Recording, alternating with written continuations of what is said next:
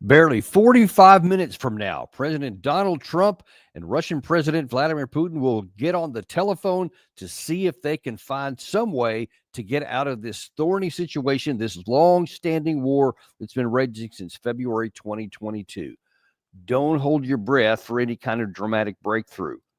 The two sides are approaching this from very, very different perspectives. And as we keep telling you all the time, and I don't know why this is not common sense to everybody in the Western world, the power dynamics between the two are vastly out of balance and in Russia's favor. Anytime you're getting into negotiations from that, if an honest evaluation of the leverage and the capabilities that one side has in comparison to the other side, that should inform how you approach the negotiations. That should tell you what you can ask for, what you can't ask for, what you can do, what you can't do, what you can compel, and what you can't.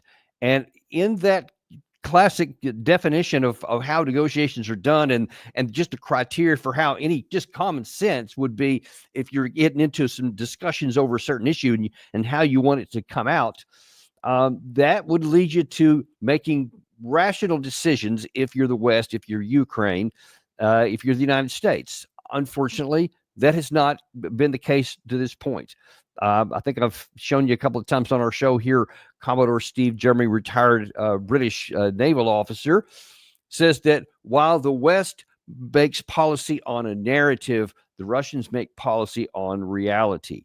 And as long as we have that imbalance, that's the first one that's got to be overcome, because until both sides are making decisions based on reality, it's going to be hard to come to any kind of an agreement. I would go so far as to say it's impossible. And as we're going to see here, the way that the various sides in this discussion are going to be approaching this are still very different. They don't seem to be coming together at all. And so one has to wonder, what does the American side think that they're going to accomplish in this phone call today? Well, first of all, we'll tell you what, at least publicly, is the answer here. We're going to show you Steve Witkoff, who was on the U.S. television station ABC News yesterday, explaining what his expectations are. Look, John, we had direct negotiations in Istanbul. There were some good achievements made, including the release of hostages. We have to get to a ceasefire. That's the president's position, and we all agree with that position. And most importantly, we have to get to a final peace deal. And the president has a force of personality that is unmatched. I think it's important. His sensibilities are that he's got to get on the phone with President Putin, and that is going to clear up some of the logjam and get us to the place that we need to get to. And I think it's going to be a very successful call. Okay. He thinks it's going to be a successful call. Well, let's look at a couple of things he said in there first. There was some positive things about the Istanbul meetings last week. There was an agreement that both sides are going to exchange 100 prisoners of war. 1,000 prisoners of war each. So that's certainly a good thing. Anything that moves on getting prisoners repatriated is always helpful for the recipient country, and historically has increased goodwill between the sides, confidence building measures, things leading into negotiations later. And certainly for those individuals and their families, that's a great deal. They're going to be happy to come home. That was accomplished.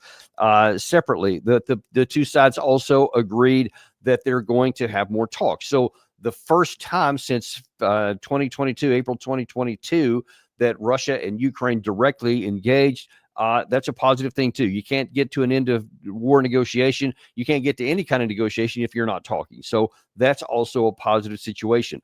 One of the other mutually decided outcomes from that meeting were that both sides said, hey, we're going to give you our ceasefire proposal. That's what President Trump said he wanted. You heard Witkoff say it again right there. The Russian side said, sure, we'll give our terms here, and invited the Ukraine side to do the same. You give us yours and we'll exchange those. They didn't say exactly what day that was, probably sometime earlier this week, the middle part of this week, and then we'll find out what that is. And I'm pretty sure you're going to see a pretty substantial gap between the conditions set by the two sides. It won't be any surprise. No one should be shocked by that. Unfortunately, I think some will be shocked by it, because there still is this unwillingness, certainly on the European, U.S., and Ukraine side, to acknowledge just what's true on the ground. And the other thing a couple of things that are a little more problematic that Steve Witkoff said. He said they're still going for what we've been saying for a while now, is that the president wants a ceasefire first.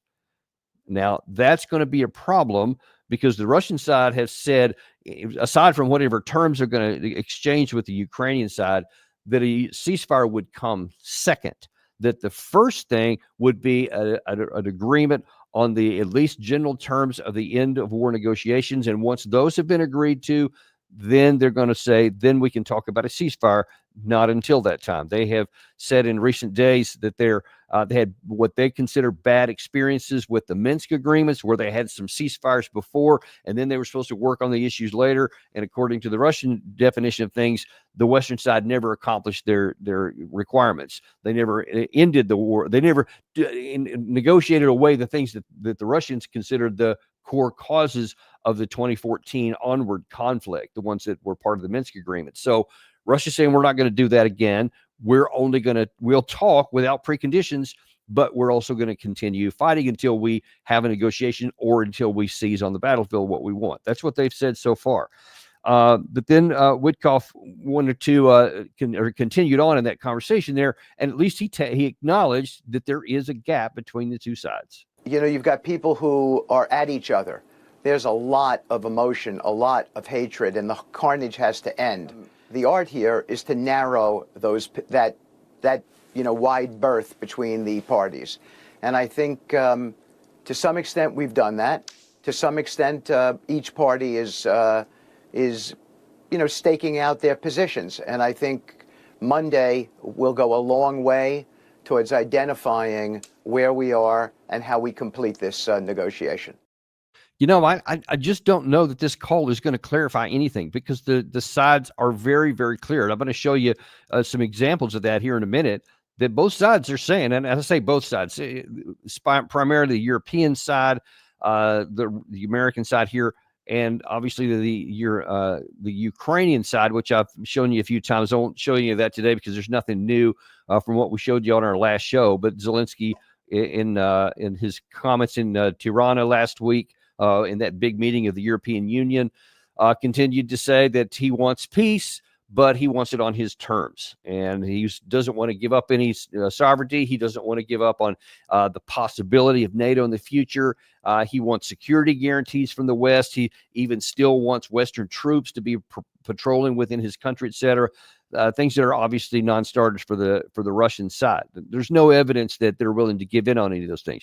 Maybe there'll be some shock. Maybe we'll be surprised, and that behind the scenes some negotiations have been going on that are leading him to change his mind. I doubt it seriously, but there were some conversations over the weekend in Rome between Vice President J.D. Vance and Zelensky himself. There was nothing reported on that. They didn't make any statements, but they had a conversation. They smiled for the cameras, and apparently they've all made up since the February disaster in the Oval Office, or at least that's the way they want to claim it. We'll see what happens after that.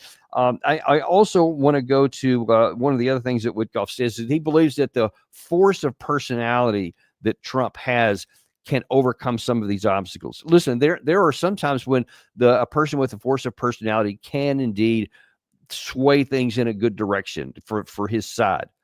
But listen, we can't lose sight of the fact that Vladimir Putin kind of has a pretty strong force of personality all his own. He has been in power for 25 years. He is as confident as it gets. And then, just aside from the longevity of his regime, he's also got a lot of confidence from the physical conditions on the battlefield, the diplomatic conditions, the economic conditions, the industrial conditions, et cetera. All those things give him a lot of confidence. So if one thinks that they're going to get into whether a phone call or an in-person meeting and the force of personality is going to move Vladimir Putin off of his base and off of his conditions with all of those things that are in his favor, I think you're going to be surprised and disappointed.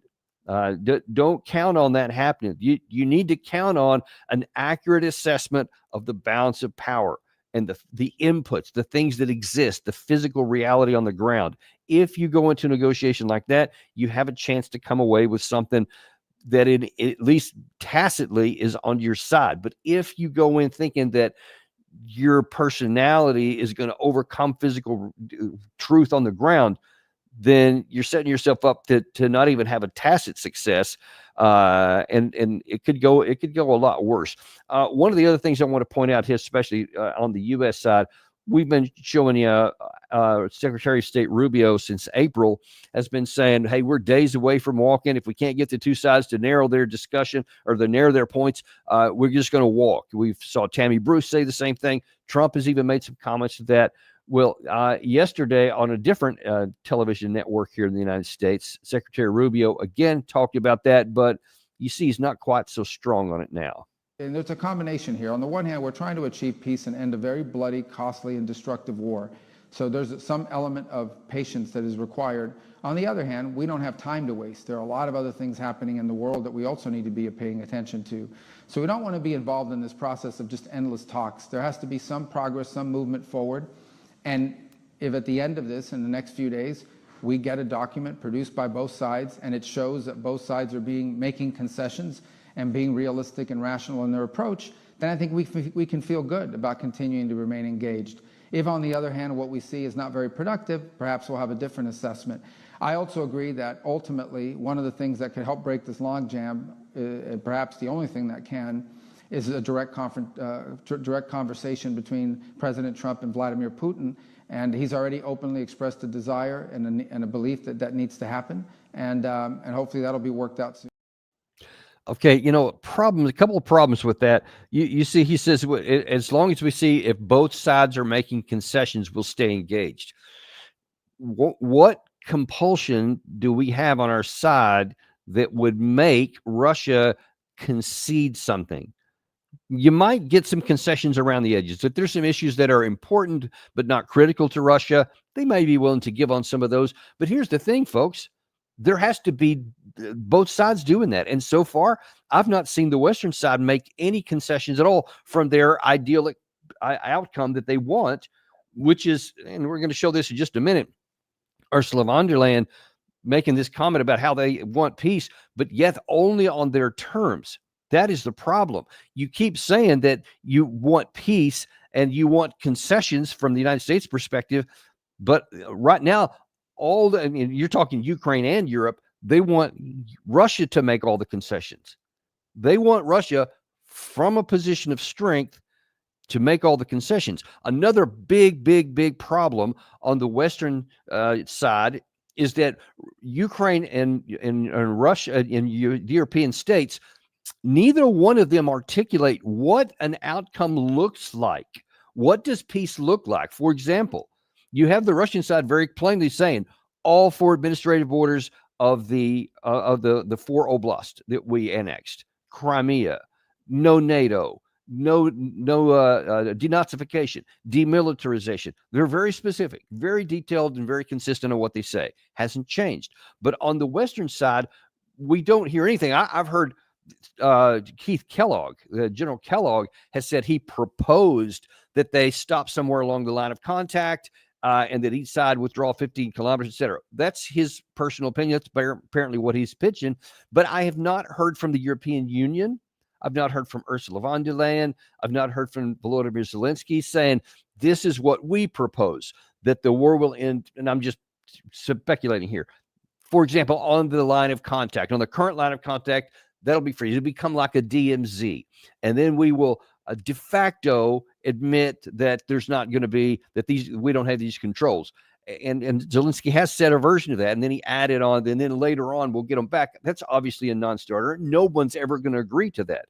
But that was like almost an off-the-cuff thing. But since that time, and especially when you talk about what you're going to do and what you want to do, this just and lasting peace, that phrase they keep using, they never define what that looks like.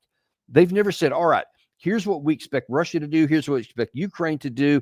Here's how we'll live this. Here's how it can lead to a situation where it ends the fighting and it won't just lay the seeds for another round of fighting elsewhere. Now, they have their vision that they've kind of talked about periodically, where that means troops on the ground, That means an ability to have bilateral military relations with other kinds of Western European countries to build up their forces, not to demilitarize, but to remilitarize and expand their militarization, et cetera. And so there you have it. I mean, even if there's just those pieces that I'm pulling together here, which has not been laid out in any coherent form by the European side, but you pick the pieces of things they have periodically said, I see no evidence that they're willing to give in on a single one of those issues. Now, you want to call the Russian side recalcitrant because they haven't changed anything on theirs. That's an argument you can make because they haven't.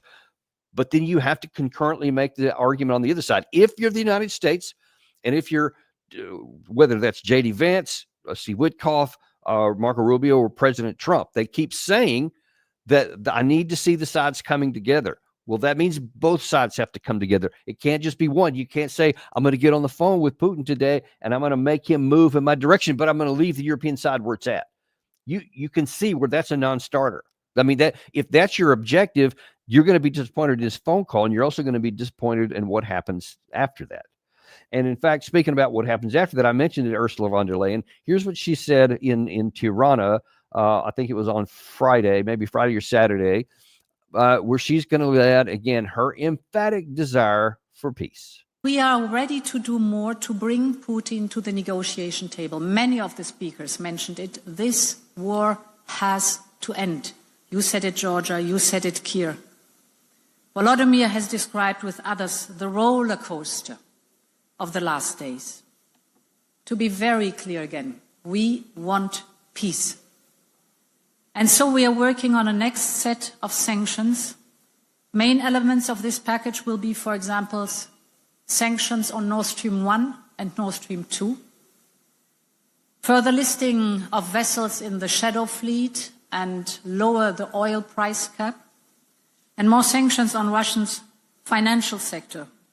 Because we want peace, and it is time to seriously engage on that.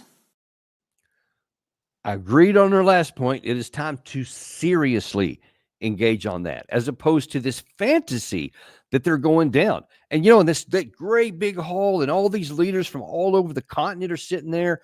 I mean, the visually, it's got great heft. But then when your plan is we're going to sanction Russia again, that's your plan to get them to the table? When they have all the advantages on the battlefield and you want to go to sanctions? Folks, Madam President, with all due respect, you've tried that, and you've tried it with every lever you have, with the full concurrence of the United States in the beginning of the war. And now you're literally going to go back to trying to sanction oil again, trying this oil price cap, lowering that. That didn't work the first time. It didn't work at all. Why do you think it's going to work now? I mean, that just is irrational to think that something that has failed so bitterly and miserably, that's going to be your go-to, and that's going to force Russia to come to the negotiating table and give in on all the points that we've talked about here, that all the things that they want, and give in nothing on themselves. And you also want to say, hey, we're going to sanction Nord Stream 1 and 2. Are you serious? Nord Stream 2 didn't even exist. You blew up the pipeline. And even Nord Stream 1 has been severely damaged and a couple of times, and it doesn't have that much. But guess who pays the price on that? You see, it's maybe Russia a little bit, but they've diversified because of what you've done in the past. You know who's going to really pay the price on that? The guy sitting on the table next to you. Europe itself will pay the price for that. If you further sanction that and make either cut it off or make higher the cost of any gas that's still transiting. And it's kind of odd, frankly, that there's all of this proxy war going on between all of Europe and Russia, and yet Russia's still sending gas to the European Union, and they're still paying money to the Russian side. You may recall a couple of days ago we had a show where an interviewer asked one of the European leaders about, by the way, it's kind of weird that you're wanting to sanction Russia, but you've given, I remember it was the BBC. I think it was to Ursula herself. They said, hey, you guys have spent more on money to Russia to pay for gas in the last year than you gave to Ukraine. How do you reconcile that? And she didn't have an actual answer. She did what every politician seems to do and just obfuscated and answered a different question that was asked. But that's where we are right now. And that's part of the difficulty we have. So when Trump gets on the phone here in just 25 minutes, if he's going to follow any of the path that these guys are wanting and listens to anything they say, this call is not going to go well. It's not going to be successful as Steve Witkoff hopes that it will. And let me show you one final reason why. I've mentioned several times that the Russian side has said, as we've shown on our show with Ambassador Polyansky, that they will seek to end the war through negotiations as long as their security requirements can be met, or they'll do it another way. I'm going to show you now from Steve Rosenberg, who's a BBC reporter stationed in Moscow, who daily checks out all the Russian media. And in response to everything that happened in Istanbul and in anticipation of this call with Trump, here's how the Russians are viewing things. So what is the tone in today's Russian papers after last Friday's Ukraine-Russia talks in Istanbul? Well, it's not one of compromise. This is Putin advisor Vladimir Medinsky, who headed the Russian delegation. Komsomolskaya Pravda quotes him as having told the Ukrainian negotiators, if necessary, we're ready to fight a year, 2, 3, however long it takes. We fought a war with Sweden for 21 years, back in the 1700s. How long will you last?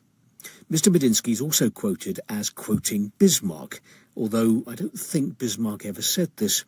Never try to deceive the Russians or steal from them, because time will pass and sooner or later the Russians always come for what's theirs.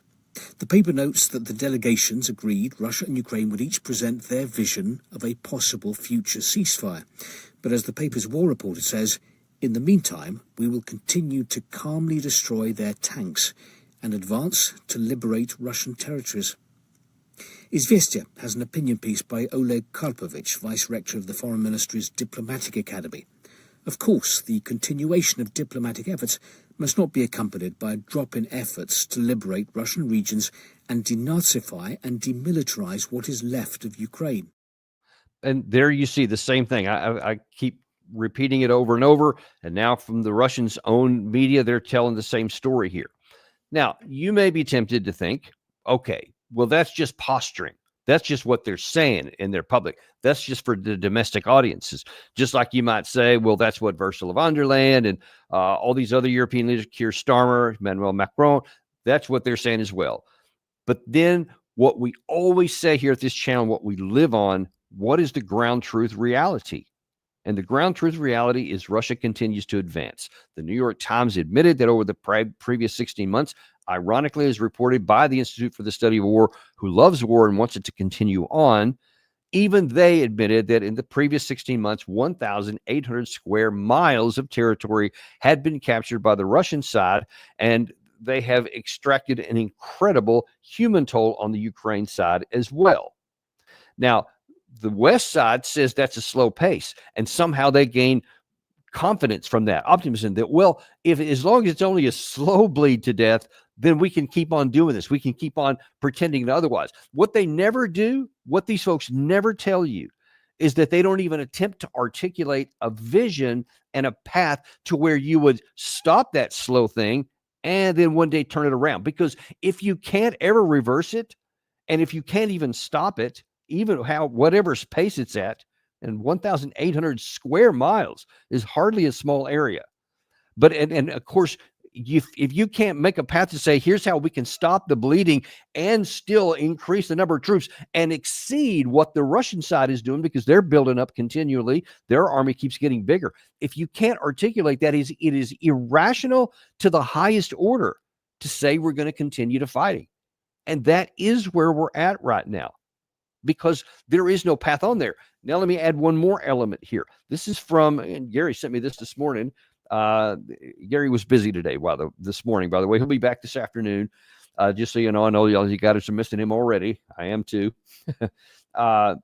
This is from the Ukraine media. Ukraine's 47th Brigade battalion commander resigns, slams military leadership over, quote, stupid objectives. This is Ukraine media this morning, by the way. This is not this morning. This is from actually Saturday morning. The commander, Oleksandr Shurushkin, has said, I have never received more stupid objectives than in the current direction, he wrote in a blunt Facebook post on May 16th. Someday I will tell you the details, but the stupid loss of people trembling in front of a stupid generals leads to nothing but failures. I hope your children will also serve in the infantry and carry out your orders, he said to them. In case you don't know, the 47th Mechanized Brigade is one of the more elite units in the entire armed forces of Ukraine. And they were the ones that led the way, the 2023 offensive. They suffered a lot of losses there. They rebuilt, regenerated. Then they came back and they had some of the best Western gear. Then they took part in both the Bakhmut and the Avdiivka, especially the Avdiivka offensive. And they'd be kind of a fire brigade. Everywhere there was a real need, they would send that unit in there. This guy now is telling you he's resigned. I mean, he's resigned. He said, I'm fed up with this. Because the stupid orders, I've told you that so many times. We've chronicled and detailed over excruciating amount of months the foolish tactical decisions given by the government and the military leaders of Ukraine, things that make no sense. The whole Kursk operation, 70,000 were killed in that. And now it's as though it never happened today. They tried to go into Belgrade. They tried to go back into Kursk. They held on to Avdiivka and to Bakhmut beyond what was necessary. The Krinky operation over the Dnipro, all these things are just a horrific and catastrophic waste of human lives.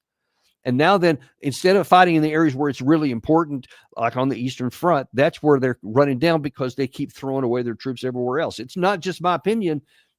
It's also the Ukrainian militaries, some of their tactical leaders who have to see these men that get killed every day. That is the conditions, folks, under which Trump and Putin are now about 20 minutes away from having this conversation. Now imagine if you're Vladimir Putin and you know all those things I just said are true. And I don't know, people think that a force of personality or like a von der Leyen with this big, impressive scene there at Tirana, or these bold proclamations that the Prime Minister of Great Britain or the President of France, they sit there and they make all these pronouncements. But on the ground, where it matters, on the bloody ground, where the lives are lost, Trump talks about being taken or being influenced by that and wanting to move to stop that. What he says is 5,000 people killed a week. I suspect it's more than that. And every time we do that, and again, I'll repeat, I don't know. I don't have any accurate way to say what the percentage of who is. I suspect that it's far higher casualties on the Ukraine side than the Russian side just because of the firepower alone. But even if you wanted to say, no, it's right down the middle somewhere, Russia has millions more men, which they can draw. They have the industrial capacity to continue to produce in every category of weapons you can name: bullets, machine guns, drones, artillery rounds, rockets, missiles, everything you can imagine. They got no problem with all of it. They also have help from North Korea and from Iran on all those categories, but they produce more than enough on their own, which dwarfs everything combined that the entire West and Ukraine can put together. You see, it's math. Math is not subject to spin. You can pretend that 1 plus 1 is not going to equal 2. You can pretend that. It won't change it. And if you make actions based on the hope that 1 plus 1 isn't going to equal 2 this time, all you're going to be doing is setting yourself up for disaster. So I don't know what's going to come out of this meeting here and this phone call. I think we should all have pretty low expectations. I hope that the president's team, for whatever they may be saying in public, is privately acknowledging the realities here. Steve Witkoff seems like a pretty smart guy. I'm sure he's saying a lot of this stuff just because that's what apparently they feel like they have to do in public to put on a good face of things before. But he strikes me as a really good, smart guy. And I think behind the scenes, he knows what is and isn't possible. So we'll have to see what everybody says after this. We'll certainly come back. We're going to have Andrei Martyanov back on this afternoon at 3 p.m. And we're going to assess whatever comes out of this. I'm sure there'll be some words coming out of both the Russian side, the European side, and certainly here on the American side. And whatever we have, we'll bring it to you at that time. But we just appreciate you coming on before here, and just wanted to kind of give you a primer before this phone call, just to kind of set expectations. Hope for the best, but ground truth reality will probably give you a better chance to have a good outcome, or at least to understand what's going to happen. Thanks very much, and we'll see you this afternoon on Daniel Davis Deep Dive.